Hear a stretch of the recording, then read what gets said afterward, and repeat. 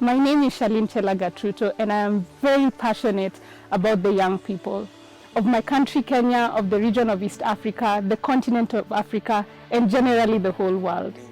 The youth population in Africa is growing rapidly. In 2015, there were 1.2 billion young people living in Africa, and this number is projected to reach 1.8 billion by 2050. What does this mean? This means that Africa will have the largest youth population in the world by mid-century.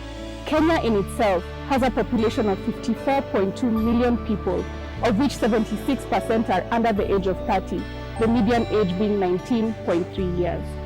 You will hear me use the words young people more than the youth. This is because I believe for there to be impact and progress in our societies, we must start at the early developmental stages of childhood all the way to adult life, thus young people. My mother always mentions a saying that if you want to go fast, you go alone. But if you want to go far, go with others.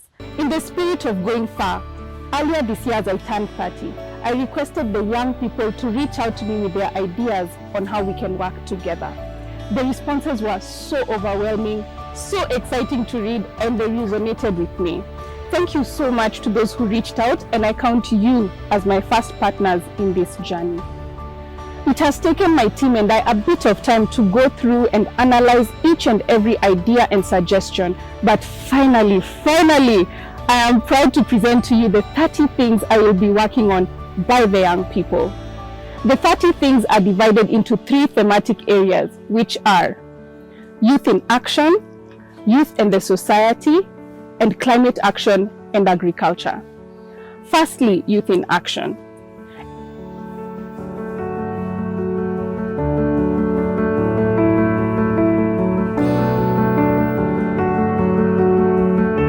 It is time for us as young people to take charge of our lives.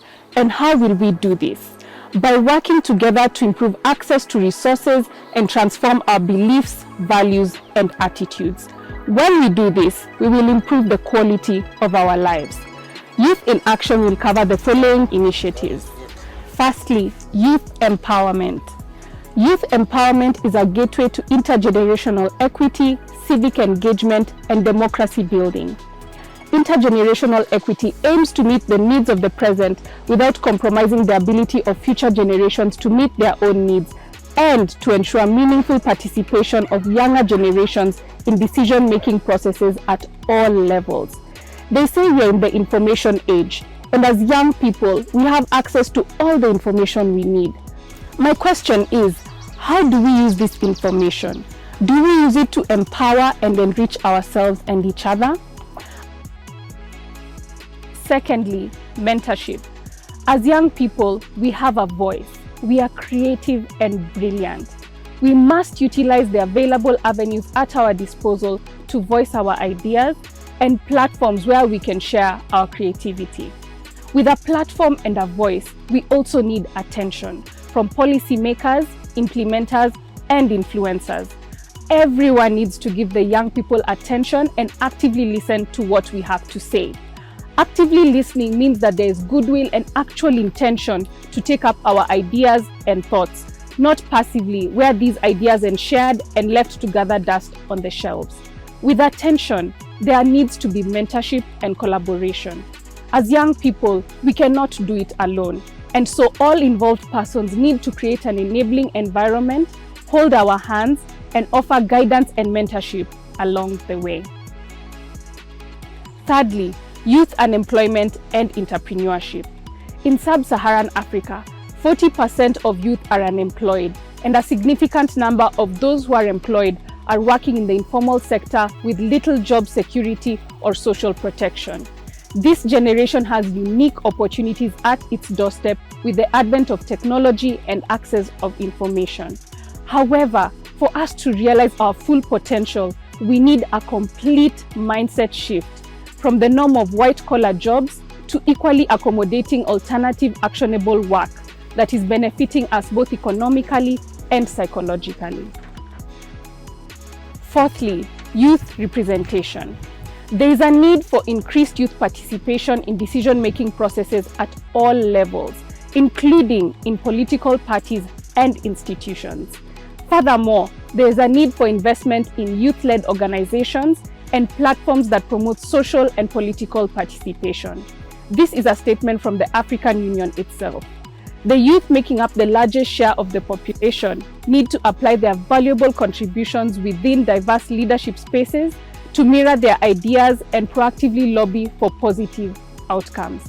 This is thus my clarion call to the young people to take up their spaces in different leadership arenas, be it in the private or public sector. Quality and relevant education. Access to education is a fundamental human right, yet many young people around the world face barriers to education, especially our young girls. This is something I have witnessed firsthand in my tours to various parts of my country. Despite our formal education systems, what are we going to do to open the minds of the young people in terms of skill engagement? When we talk of education, I want us to think beyond the formal and into the informal. In fact, let us call it learning.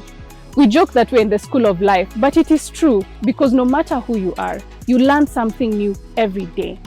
Quality and relevant learnings for our young people is very important in their social economic gain. Sports, arts, and talent promotion. Sports, arts, and talents are areas that have always been thought of as youthful or spaces where the young people should be. However, what has discouraged the young people in these spaces in the past has been lack of recognition, inadequate access to information, opportunities, and partnerships, and proper systems and structures to support them. In my own capacity, I will be working to support the young people to mitigate these challenges they face so that we can have a present and future where they can make a living out of their talents, arts, and promotion. Regional integration. As a proud Pan-Africanist, I believe that each of us needs to look even beyond the patriotism within the borders of our nations and engage as young Africans. If we look at it this way, the opportunities are immense, the learning is expansive, and the benefits would be beyond our wildest imaginations. Embracing the vision of regional integration, we break down the barriers that divide us, connecting over 54 nations and 1.3 billion people through trade, culture, and mutual understanding, forging a path towards a united Africa that stands strong, resilient, and prosperous on the global stage. Technology and digital literacy. In the era of technology and digital literacy, we have the chance to empower over 30 million young minds with the skills and knowledge to navigate the digital landscape, leveraging the power of technology to create, innovate, and transform lives as we bridge the digital divide and ensure no one is left behind in the digital revolution. Technology is playing an increasingly important role in the lives of young people in Africa. Mobile phones and the internet are providing young people with new opportunities to learn, connect, and participate in the economy. Financial literacy. As we then look to create sustainable businesses, be employed in areas of our passion, and drive the economy of our countries, we must also learn how to manage our finances. As young people, how do we save? How do we invest? These are important questions to ask ourselves, not just for our individual benefit, but for the good of the generations to come, and so that we can cushion ourselves against the uncertain economic tides we face. Youth and the society.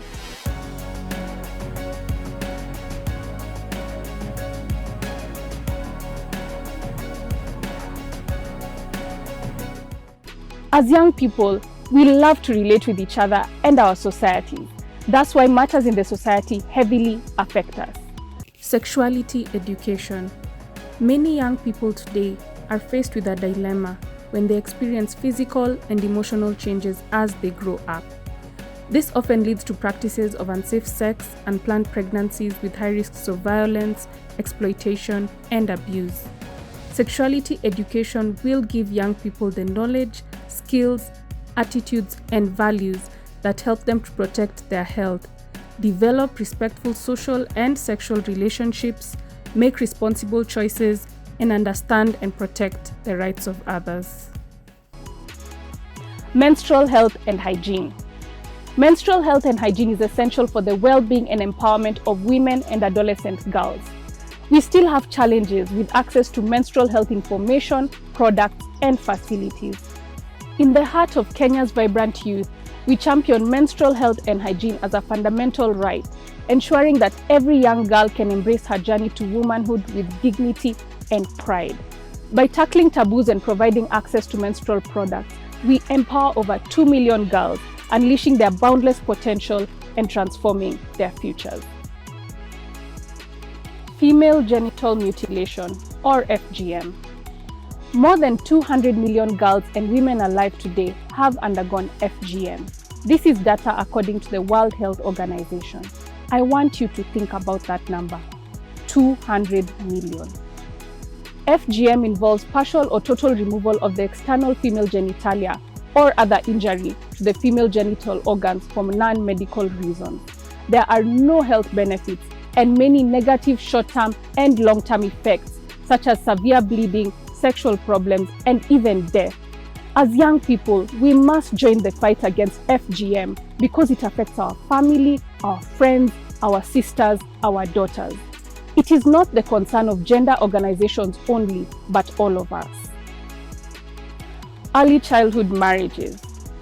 Child marriage is any formal or informal union between a child under 18 and another adult or child. This mainly affects the young girls. Factors upholding the practice include poverty, lack of educational opportunities, and limited access to healthcare and cultural practices. This is according to UNICEF. What does child marriage do? It robs our children of their childhood, freedom to play and learn, and instead, they take on heavy adult roles at such a young age. Imagine if this was you or your child. Is it the life you would want for them? Let us join the fight against early childhood marriages as a community of young people to ensure the younger people coming behind us lead a full life. Childhood pregnancies. 2021 data shows that 14% of adolescent girls and young women give birth before 18. Early childbearing or pregnancy and delivery during adolescence can derail a girl's health development and negatively affect their progression in education. Those in early adolescence may not even be physically ready to give birth, which could even lead to death. For those who make it, this child now becomes a mother and has to think like a mother. For many of them to continue with their education, they need a supportive family system who will take care of the child while they study, something not all of them will get. When it comes to childhood pregnancies, we must think of both the pregnant child and the child who is coming into this world. How will both of them cope? As we support our young women who underwent early childbearing, we must consider how to mitigate childhood pregnancies for the future generation. Alcohol, drug, and substance abuse. Drug and substance abuse is not a new phenomenon in contemporary society today. Substance abuse is a habitual use of harmful drugs in quantities and ways that are beyond the recommended prescription or the conventionally accepted standards of use. The youth today have been sucked into these illegal practices either knowingly or unknowingly. This increased involvement can be attributed to the absence of parental guidance, peer pressure, and the urge to experiment and explore the use of these substances. This has had devastating consequences on the young people, ranging from physical, socio-economic, to mental breakdown. The heavy involvement of our youth in these acts has badly painted the future and revealed a blurred destiny for our young people. The bright future no longer holds. Consequently, young lives have gotten to a sudden termination, and an industrious youth population who cannot engage in constructive tasks, increased truancy and school dropout cases, poor management of finances, since much of the finances are spent on the acquisition of these substances, mental meltdown, failed marriages, poor hygiene, and illnesses such as liver cirrhosis. We risk losing a whole generation to these indecent acts of unbecoming lifestyle if we don't change. I wish to implore on all of us to shun and put this vice to a condemning end, since it has derailed our progress as the young people. Hardly can a single advantage be derived from the continued abuse of substances. This fact should serve us with the warning that it's already time that we re-engineered our paths and reinstate ourselves to the rails of national good. Mental health action. According to the World Health Organization, Mental health is a state of well-being in which an individual realizes his or her own abilities, can cope with the normal stresses of life, can work productively and fruitfully, and is able to make a contribution to his or her community. Simply put, it is how we feel, think, and act. I have a strong belief that as Kenyan youth, we need to play a role in mental health advocacy and accessing mental health services in an ever-changing world. It is up to us to ensure that we provide a conducive environment in which our needs for physical, psychological, and social well-being are met, so that we may be resilient and fit enough to deal with the growing challenges in the modern age. There is no health without mental health. The stigma cannot break mental health and wellness anymore. Instead, attempts by youth to change viewpoints and misconceptions on mental illnesses are breaking through. We are stronger when we speak up and unite to address issues on mental health. Self-care, acceptance, and acknowledgement of our contemporary issues as the youth are the stepping stones to realizing the importance of mental health. We need to approach it from a preventive rather than a curative measure. Inclusivity of young PWDs. As a society, we must be encouraged to invest in the empowerment of young persons with disabilities, which includes provision of quality education, training opportunities, skills development opportunities for employment, decent jobs, entrepreneurship, as well as support active political participation and leadership. In Africa, Kenya leads in terms of providing young people with disabilities with access to TVET education. It is important to note that Kenya has a total of 5 national TVET institutes for persons with disabilities, with approximately 2,500 students. Our constitution allocates 5% of employment slots to persons with disabilities. Despite this, they continue to be excluded from the workplace. A study by the Public Service Commission showed that persons with disabilities made up a meager 1.8% of the workforce.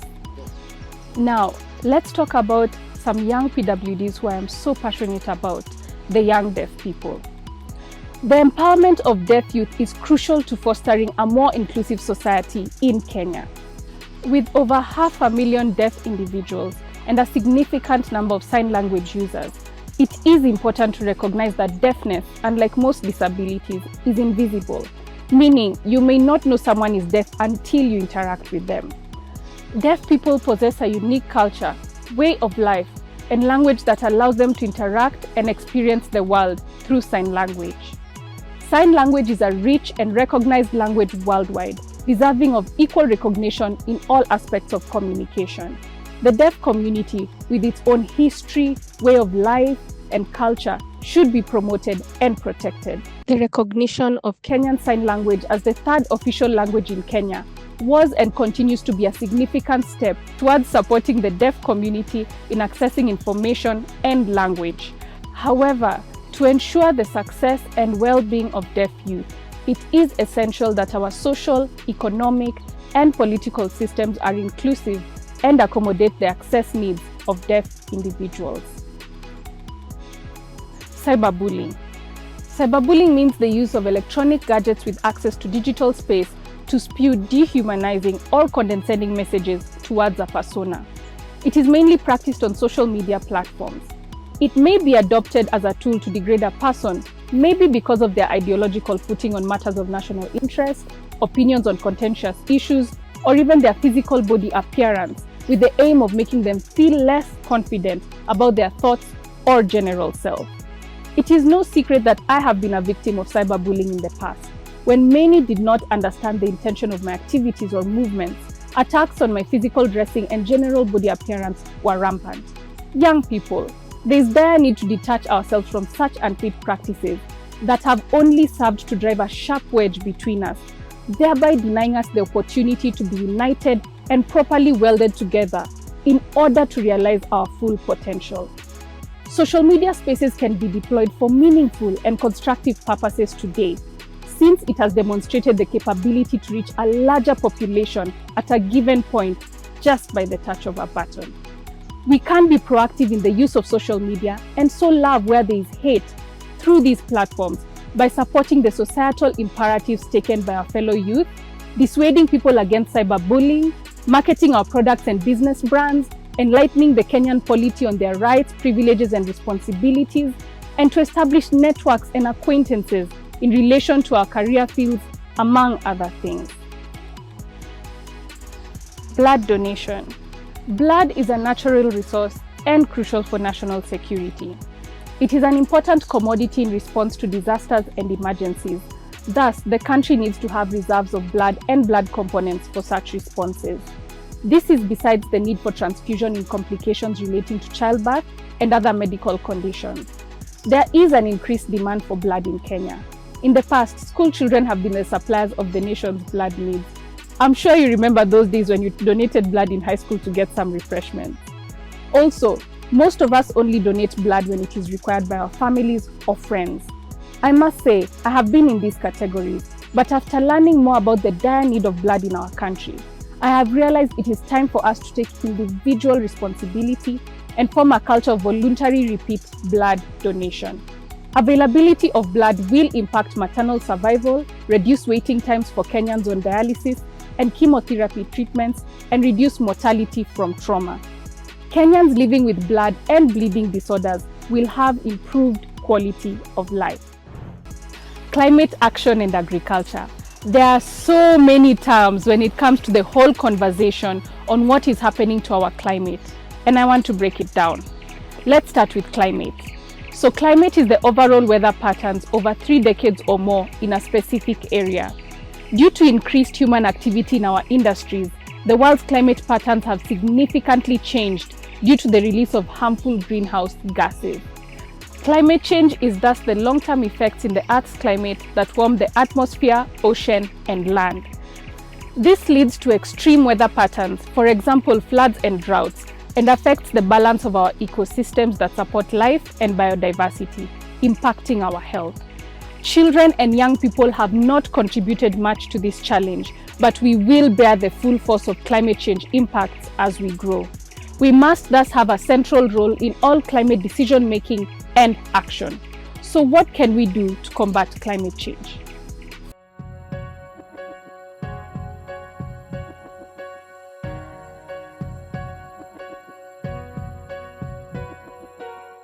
Firstly, climate change mitigation. Climate change mitigation. Mitigation takes into perspective the fact that even in our own individual capacities, we can reduce or prevent greenhouse gas emissions.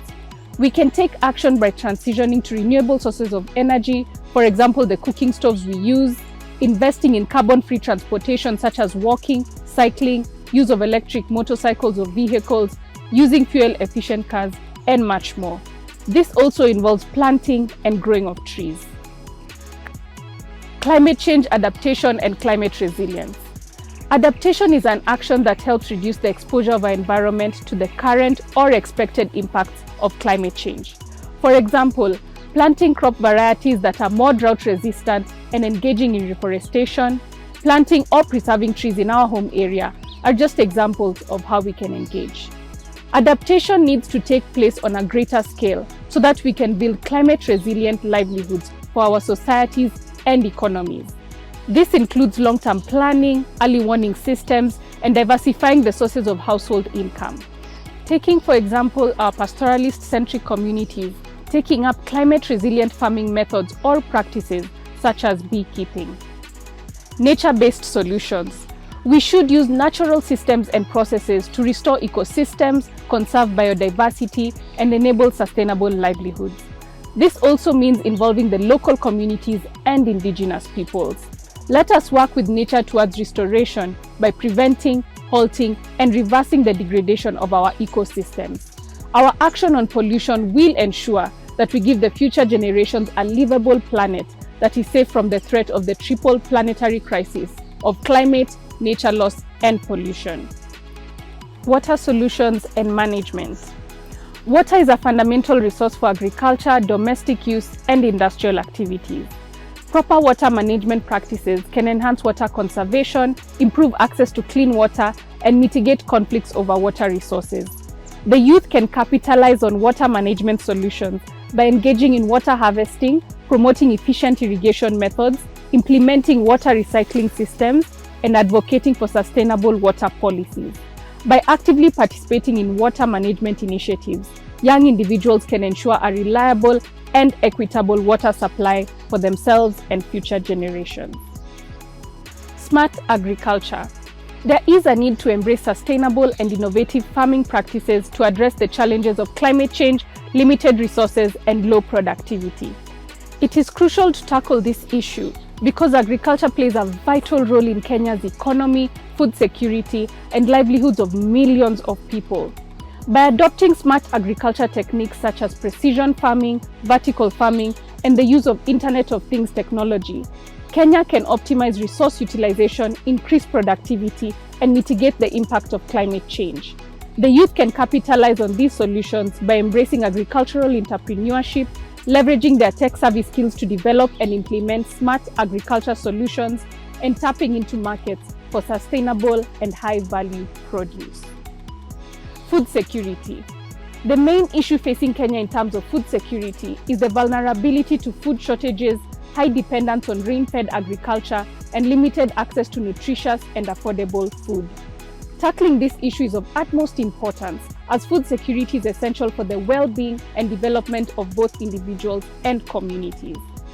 Enhancing food security requires diversification of agricultural practices, promoting sustainable farming methods, improving storage and distribution systems, and investing in research and development.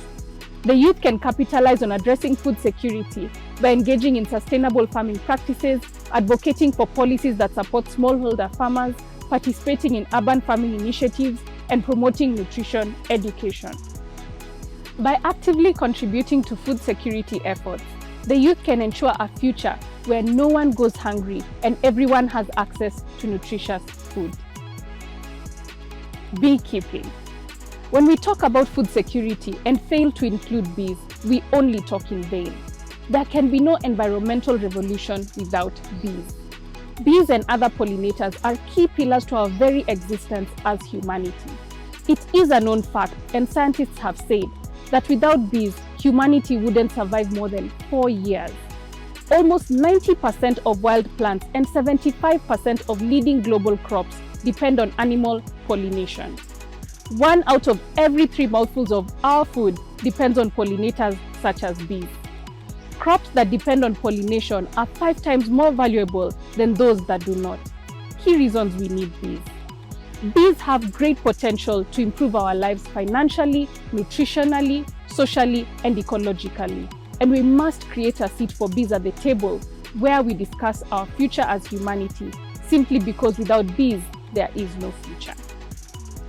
Sustainable energy. Climate change is primarily driven by the emission of greenhouse gases such as carbon dioxide.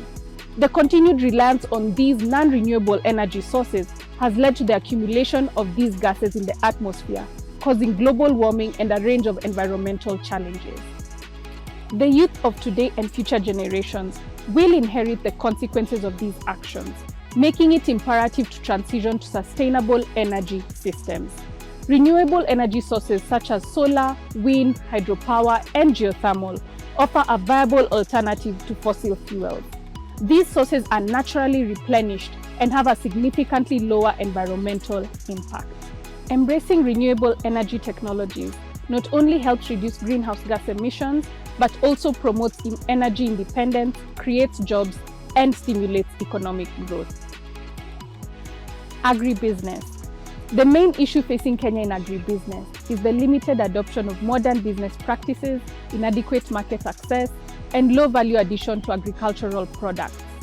Tackling this issue is vital as agribusiness presents significant opportunities for economic growth, job creation, and poverty reduction. It requires developing a vibrant agricultural value chain, improving access to markets, promoting agri-entrepreneurship, and supporting agribusiness startups. By venturing into agribusiness, the youth can create sustainable livelihoods, contribute to the economy, and transform the whole agriculture sector into a dynamic and profitable industry. Agro-processing.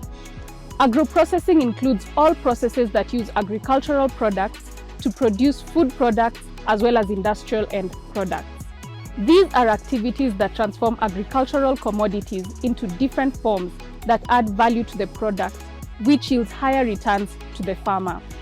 Limited value addition to agricultural products leads to post-harvest losses and missed economic opportunities.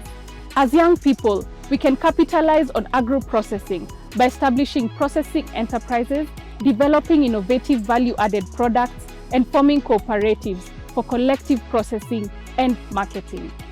This will increase profitability and contribute to the overall growth of the agricultural sector while fostering rural development. 30 things. Many people I have initially shared my ideas with have told me there are too many, but I beg to differ. These 30 things are just a foundation of the many, many matters facing the young people. Guaranteed, I cannot and do not want to walk this journey alone.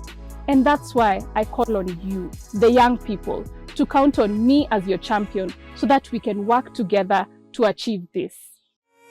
You've been waiting all your life. This is your moment.